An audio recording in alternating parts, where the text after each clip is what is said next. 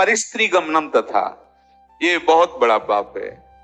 इसमें भागवत में आता है नरकों के वर्णन में कि जो स्त्री या पुरुष एक दूसरे को धर्म के विरुद्ध, जैसे जब तक ब्याह नहीं हुआ तब तक बच्चा या बच्ची को ब्रह्मचर्य रहना चाहिए। ये बड़े आनंद की बात होगी। आप रख के तो देखो, अगर आप ब्याह तक ब्रह्मचर्य रहे तो आपकी गृहस्थी ऐसी फली फूलेगी, आनंदमय होगी, देख लेना। अब जैसे गेहूं गलेथ में हो, गलेथ माने होता है कि बाली निकल रही है, फूल उसमें छोटे छोटे आ रहे हैं, अब उस फसल को काट लो, कुछ नहीं मिलेगा। महीना 2 महीना रुको, उसको दाना पड़ने दो, परिपक्व होने दो, फिर अन्न राशि लग जाएगी। ऐसे ही ये ब्रह्मचर्य है। जो बाल्यावस्था से यौवन अवस्था तक अपने ब्रह्मचर्य का नाश करते रहते हैं, वो गृहस्थी लायक ही नहीं रह जाते। मतलब वो बात नहीं होती जो जीवन में होना चाहिए, गृहस्थ धर्म के लिए अनिवार्य।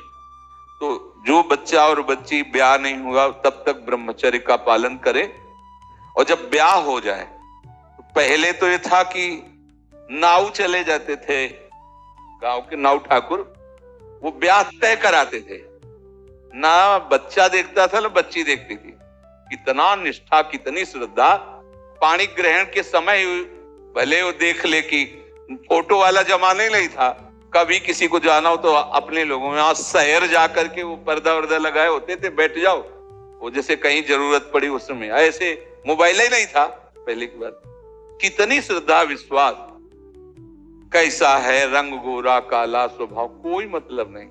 माता पिता या कोई तय करे आए। जब पाणी ग्रहण हुआ उसी समय स्वीकार कर लिया कि आजीवन निर्वाह करना है, चाहे जैसे स्वभाव वाला हो, चाहे बड़ी पवित्रता गृहस्थी में देखी गई, बड़ी पवित्रता, बड़ा जीवन। जो यहाँ तक मर्यादा, लोग इसका मजाक उड़ाते हैं। मजाक तो तुम्हारा उड़ रहा है, देखो ना, देखो ना, मजाक उड़ रहा है तुम्हारा।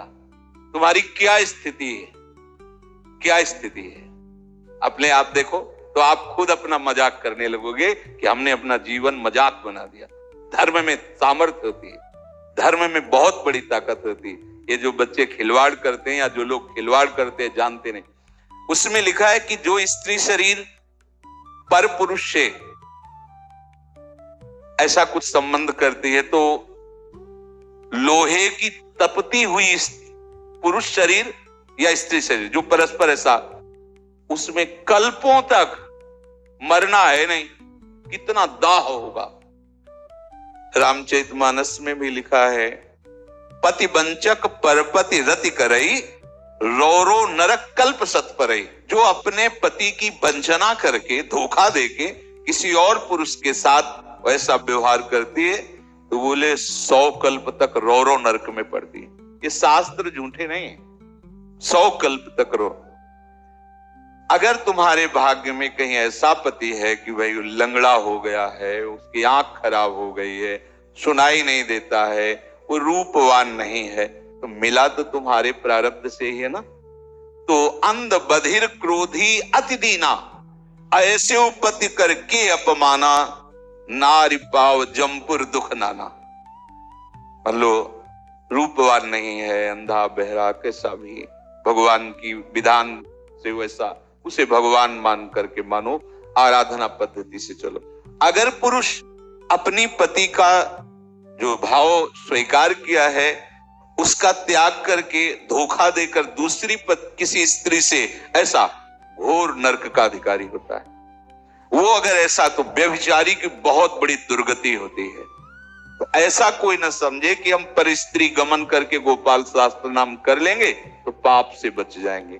तो क्या सामर्थ्य इतनी है कि अगर आप आज तक गलती हुई ऐसी, और आज से स्वीकार करो कि अबलो नशानी अबना नशे, और आप भगवान नाम कीर्तन करो, गोपाल शास्त्र नाम कीर्तन करो, तो निष्पाप हो जाओगे। वो पाप आपको भोगना नहीं पड़े।